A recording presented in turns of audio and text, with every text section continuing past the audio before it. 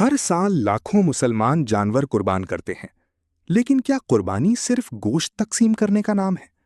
کیا اللہ کو خون اور گوشت پہنچتا ہے، یا اس کے پیچھے کوئی ایسی حقیقت چھپی ہے؟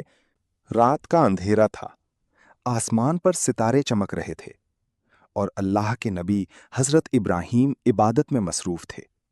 اچانک انہیں خواب دکھایا گیا۔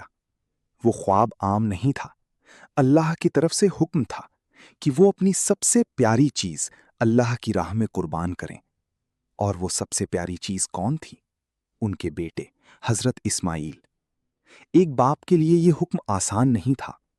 وہ بیٹا جسے برسوں دعاؤں کے بعد پایا تھا، اب اسی کو اللہ کے لیے قربان کرنا تھا۔ صبح ہوئی، حضرت ابراہیم نے اپنے بیٹے سے کہا، اے میرے بیٹے، میں نے خواب میں دیکھا ہے کہ میں تمہیں ذبح کر رہا ہوں، تمہاری کیا رائے ہے؟ حضرت اسماعیل نے فوراً جواب دیا، ابا جان۔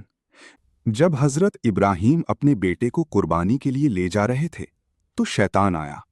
اس نے کہا، یہ تم کیا کر رہے ہو؟ اپنے ہی بیٹے کو مار دو گے؟ لیکن حضرت ابراہیم نے شیطان کی بات رد کر دی۔ پھر شیطان حضرت اسماعیل کے پاس گیا، مگر وہاں بھی ناکام ہوا، کیونکہ ایمان شیطان کے ہر وسوسے سے زیادہ مضبوط تھا۔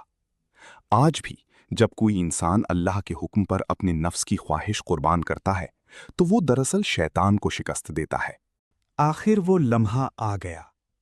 حضرت ابراہیم نے اپنے بیٹے کی آنکھوں پر پٹی باندھی تاکہ باپ کی محبت اللہ کے حکم میں رکاوٹ نہ بن جائے۔ چھری چلائی گئی، لیکن اللہ نے حضرت اسماعیل کو بچا لیا، اور جنت سے ایک دمبا بھیج دیا گیا جو ان کی جگہ قربان ہوا۔ تب اللہ نے فرمایا، اے ابراہیم، تم نے اپنا خواب سچ کر دکھایا۔ یہ قربانی صرف جانور کی نہیں تھی، یہ اپنی محبت، خواہش اور نفس کو اللہ کے سامنے جھکا دینے کا نام تھا۔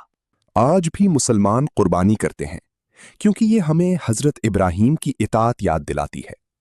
اللہ قرآن میں فرماتا ہے، اللہ تک نہ ان کا گوشت پہنچتا ہے نہ خون، بلکہ تمہارا تقوی پہنچتا ہے۔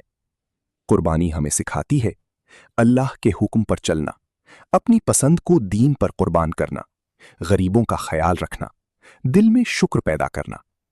جب ایک غریب خاندان کے گھر میں عید کے دن گوشت پہنچتا ہے تو صرف کھانا نہیں پہنچتا بلکہ خوشی پہنچتی ہے۔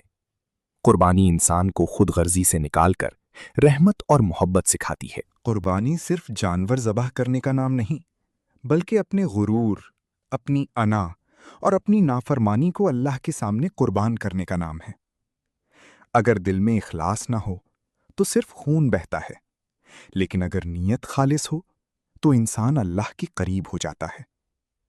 اس عید صرف جانور قربان نہ کریں، بلکہ اپنے اندر کی برائیوں کو بھی قربان کریں، کیونکہ اصل قربانی دل کی قربانی ہے۔ قربانی ہمیں ابراہیم جیسا ایمان سکھاتی ہے